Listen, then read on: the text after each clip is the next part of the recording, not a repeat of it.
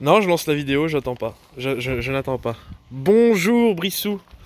Alors, ravi de te revoir avec ta nouvelle moto, qui est, si je ne m'abuse, une Yamaha R7, qui n'a rien à voir avec la Yamaha R7 des années 90. Hein. Donc ça, c'est la toute nouvelle dérivée de la Yamaha MT7, si je ne m'abuse. Exact. C'est la sportive de la version sportive de la Yamaha MT7.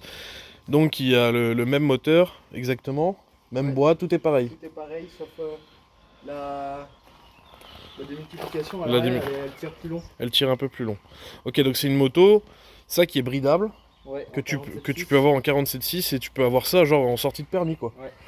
Bon, la tienne elle est en full ou elle est pas en full? Elle est en full en 73,4. 73,4 chevaux et à mon avis ça suffit largement pour se faire plaisir parce qu'une petite moto agile comme ça, bien légère, avec une bonne partie cycle, à mon avis ça doit être vraiment la régalade. Alors la tienne elle a des petites spécificités, on le voit tout de suite déjà, il y a un kit déco dessus, Ouais, 100% perso unique. 100% perso, qui a été réalisé par qui du coup ce kit déco? Bah, c'est par Cudvec. Cudvec qui travaille avec Chalon Moto, si je ne Ouais, m'abuse, ouais, hein, ouais, c'est ça. ouais. Donc ça doit être le Manu qui te l'a posé le kit là. Ouais, c'est le Manu qui l'a C'est le fait. Manu qui te l'a posé. Ok, donc c'est une moto que t'as acheté neuve j'imagine. Ouais. Et t'as déjà mis 2-3 pièces. Ouais, en 2-3 pièces, il y a les leviers. Les leviers, ok. Le levier de chez Gilles. Il y a le protège-levier levier de frein. Ça c'est type Grand Prix ça. Ouais, c'est ça. C'est au cas où sur la route d'Autun Ouais, tu c'est ça, t'accroches ouais. avec un gars. Fossé, ouais, je sais. Avec la R3 c'était quelque chose. Hein. Ouais, il y a de petits trucs, ça vient d'AliExpress un petit peu. Ouais mais ça t'as pas besoin d'avoir une grosse qualité. Encore sur des leviers, des trucs comme ça, je suis d'accord. Moi ce qui m'a tout de suite plu sur cette moto c'est vraiment le compteur, l'affichage, le compteur digital. Ça je trouve que ça fait vraiment moderne, ça rajoute tout de suite une touche de modernité à la moto quoi. C'est mieux que les anciens Par qui étaient rapport, un peu jaunes. par rapport à mon R1 que j'avais, ça n'a rien à voir. Après, Donc, il y a les commandes reculées. commande reculée, alors ça toi tu fais 1 mètre combien Brissou? Et ça te gêne pas? Non, Ok. C'est quelle marque là? C'est il y a du les Gilles aussi. Gilles aussi. Ok, Tout taillé, ça, on a vu tout taillé dans la main. siglé R7 et tout, c'est vraiment la grande classe. J'aperçois un shifter Ouais, qui fait juste up, tu m'as dit. ouais, juste en montée. Ouais, bah après ça suffit. Hein. Tu t'en sers souvent du shifter ou pas? Ouais, souvent. Ok. Donc aujourd'hui, on va travailler sur cette moto. Donc comme tu as pu le voir dans le titre, on va essayer de la faire chanter un petit peu plus parce que là, bah, mets-la nous en route et on va écouter la tristesse de ces normes Euro 5. Ouais.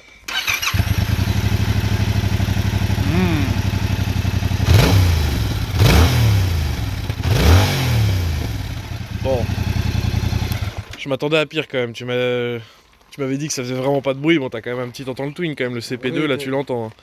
52, mais 70 cylindres. Ok.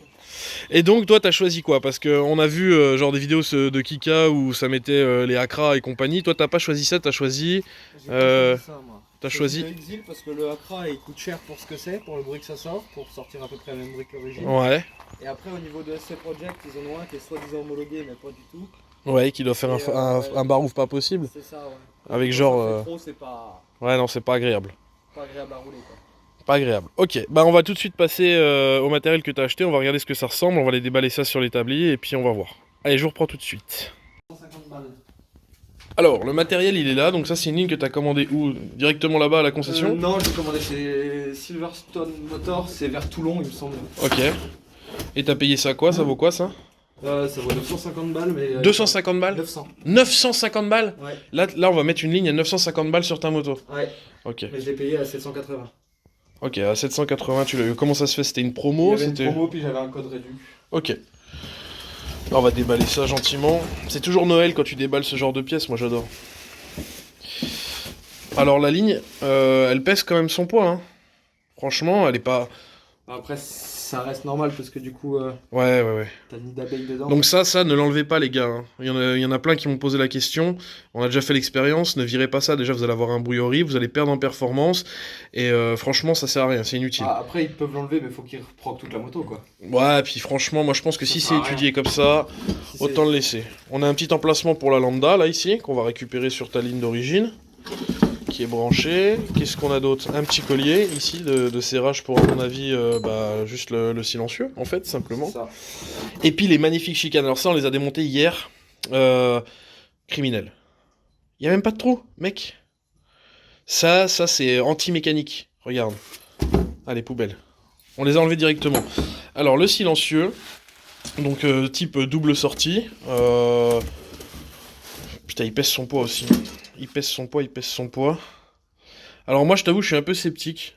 Je suis vachement Accra moi. Accra et Yosh, c'est les marques que j'affectionne le plus. Exil j'en ai déjà eu, ça faisait un foin pas possible. Donc là c'est ce qu'on va voir en plus sur un Twin CP2, ça risque de causer un petit peu. Donc on va mettre la moto sur le pont là, tout de suite. Et puis on va commencer le démontage, on va vous montrer comment on fait si vous avez une MT7 et que vous voulez vous lancer dans le changement de votre ligne d'échappement. Bah c'est ce qu'on va... Une R7 j'ai dit quoi? Une MT7. Ouais, une R7 pardon, excusez-moi. Et on va regarder ça tout de suite. Allez c'est parti, on va mettre la moto sur le pont.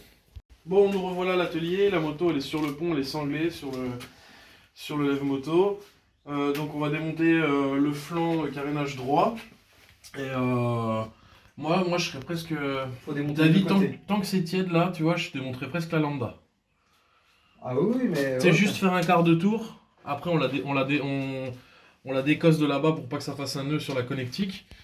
Mais tu vois, ici, je ferais presque, tu sais, tant que c'est tiède. Ouais, Même si la moto elle est neuve, au moins comme Mais- ça on est tranquille. Et bah, allez, on commence par le sabot. Si tu veux prendre une clé, ça doit être du 16 la lambda, à mon avis, à vue d'œil, 16-17. Regarde dans la servante. Donc on va démonter soigneusement sans perdre les petites rondelles plastiques pour pas abîmer le carénage. Donc ça c'est des vis, ça va relativement bien. On va devoir enlever également celle-ci. Tu lui fais juste faire un quart, Brice. Hein. Juste un quart. Ouais, parce que surtout faut pas tordre les connectiques. 17. Voilà. Je vais juste... Voilà, c'est bon, c'est tout. C'est tout. Comme ça, on est sûr que... Tu vois, j'ai pas besoin de sortir le chalumeau ou quoi. Ça, on en a une là. Ok, avec un cru. Ils sont gros les crus que t'as là. Non, ils sont là les petits. Regarde les petits, ouais. Non, ça, c'est des petits Après, torts. c'est toutes des vis clips, des petits clipsons. Des petits clipsounets. Bon, bah, on démonte ça, les gars, et je vous reprends après pour vous montrer un peu comment c'est foutu. Donc là, on a suivi tout le prolongement de la connectique de la sonde lambda qui va se mettre ici, tiens, si tu veux venir en voir. Juste là en fait, il est clipsé, c'est le petit truc vert là qu'on voit, donc tu le déclipses, tu débranches la lambda, et ensuite tu la fais venir sans tortiller les fils. On vient le sortir, et plutôt que de faire tourner ta lambda et puis que ce truc là soit maintenu et que ça te tord tous tes fils et que ta lambda soit fichue, bah ça prend 5 minutes de plus. T'as la 17 là? Ça prend 5 minutes de plus et on abîme strictement rien. Donc là, ce qu'on a fait pour l'instant, c'est qu'on a enlevé le demi-sabot, le demi-flanc inférieur, et on va essayer d'atteindre le collecteur comme ça. Alors c'est une moto qui est pas vieille. Ce que je peux vous conseiller, c'est que sur du matériel qui a un peu plus de kilomètres, un peu plus de vécu, c'est auparavant, peut-être 12-24 heures avant, d'utiliser du WD-40 ou autre dégrippant et d'en mettre sur les goujons de culasse afin d'éviter toute catastrophe nucléaire thermoactive du futur et que vous vous retrouviez avec un goujon cassé ou un goujon indémontable si vous n'avez pas de chalumeau. Voilà. Bah là on va couper puis je vous reprends tout de suite après, je démonte la lambda. Donc là c'est du 12, des écrous de 12. On va essayer de tous les atteindre. Donc là le cylindre côté droit, il n'y a pas de problème pour l'instant. Et le cylindre, attention que je te fasse pas mal. Le seul truc, c'est que, d'après mes souvenirs, quand on enlève, il y a les joints. Faut faire gaffe. Ah oui, il y a des petits joints ronds. Voilà, je débloque déjà tout. Ah voilà, il n'y a pas besoin d'aller chercher plus loin. Simplement, là, les quatre sont accessibles avec un cliquet, une grande rallonge et une douille de 12. Voilà, simplement. Donc là, on a une vis au niveau du catalyseur. Ça, à mon avis, c'est le catalyseur, cette grosse gamelle-là, qu'on vient débloquer. Donc on a enlevé les 4 écrous à la culasse. Lors du remontage, ce qu'on va faire, c'est qu'on va mettre un petit peu de graisse sur les goujons pour les futurs démontages. Ça ne veut pas dire qu'il va changer de ligne tous les 4 matins, ça veut dire que si par exemple il roule quand il fait mauvais et qu'il veut remettre un petit coup de belle-gomme sur sa ligne, on ne sait jamais qu'il veut la redémonter, bah, il aura moins de mal. Donc ça c'est en prévention. Voilà. Va tenir le collecteur devant. C'est en cours. Le collecteur, faut que je fasse le tour. Histoire qu'il se balade pas. Il est chaud ou pas? Tiens, regarde. Voilà. Allez, on sort la ligne.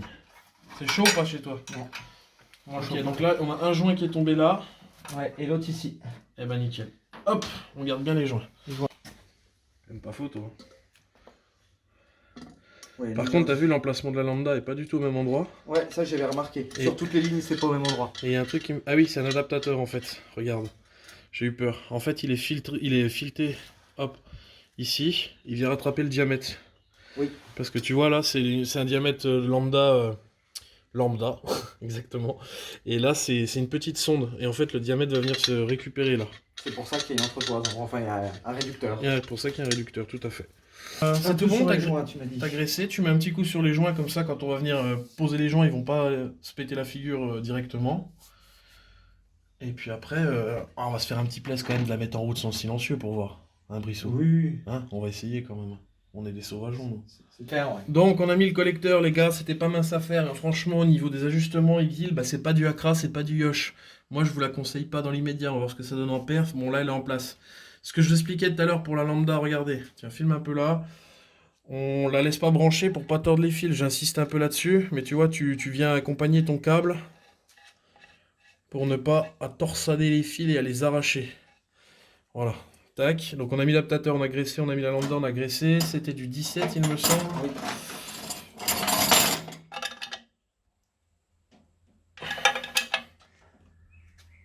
Clac. Voilà. Et on va la démarrer. Alors ce qu'on va faire, c'est qu'on va faire un premier démarrage sans silencieux pour le fun. Moi, je vais venir boucher là et on va essayer de voir s'il y a des fuites au collecteur. Allez, vas-y. Fais péter le TP2 là.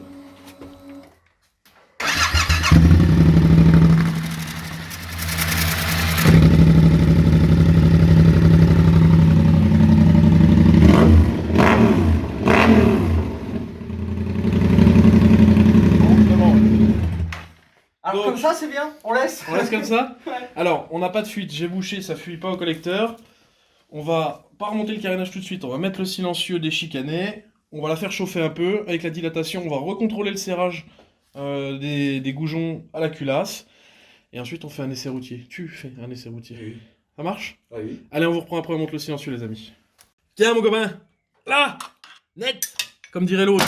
Allez, on serre le collier ici. Voilà, c'est du Faut qu'on 10. serre le collier. Prends la douille de 10, on va prendre le cliquet magique.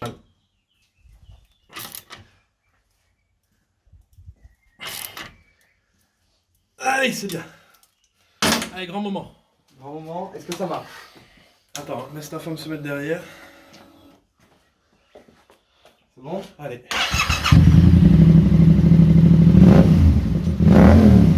On est dans un garage. Ouais, ça reste. On laisse chauffer un peu.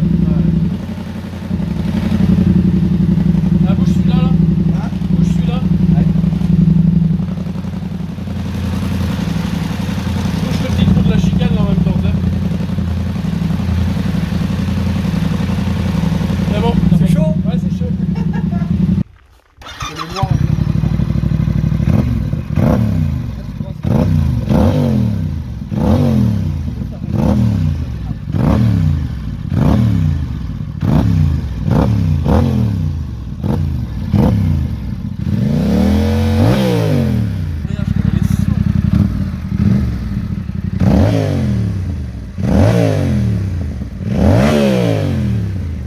Ah, c'est honnête, hein. En bruit, c'est honnête.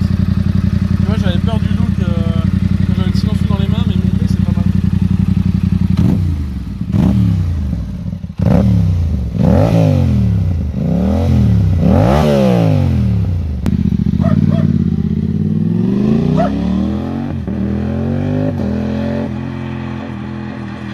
Et le shifter, il a l'air ultra efficace quand même.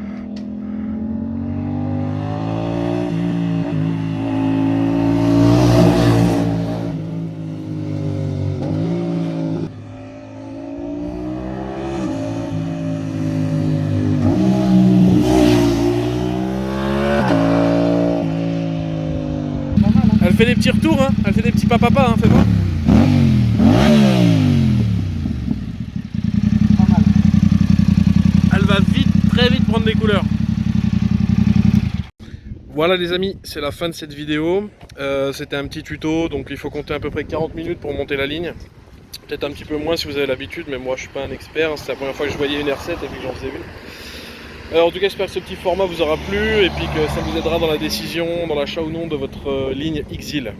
Je vous dis à bientôt les amis, prenez soin de vous et des vôtres comme d'habitude.